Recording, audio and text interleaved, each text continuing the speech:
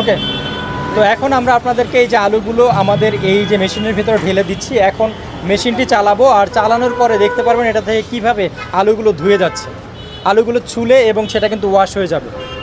তো আমরা আলুটাকে ওয়াশ করার জন্য এরকম যে সরাসরি কল থেকে পানির লাইনটা দিয়ে দিয়েছি। আপনারা দেখতে পাচ্ছেন আমাদের প্রত্যেকটা কল থেকে কিন্তু এইভাবে চমৎকারভাবে বৃষ্টির মতন বা ঝর্ণার মতন ঝর্ণার মতন পানিটা পড়ছে। আর এখন আমরা আপনাদেরকে এই মেশিনটি চালিয়ে দেখাবো। এখানে আসেন।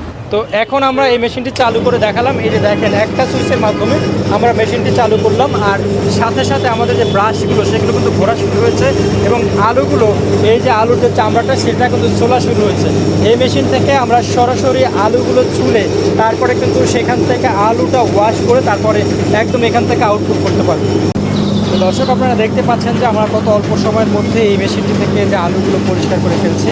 এভাবে করে আমরা কিন্তু প্রতি ঘন্টায় এই মেশিন থেকে 400 থেকে 500 কেজি পর্যন্ত আলু এইভাবে চমৎকারভাবে কিন্তু এটা ছিলে তারপর কিন্তু ওয়াশ করতে পারবো।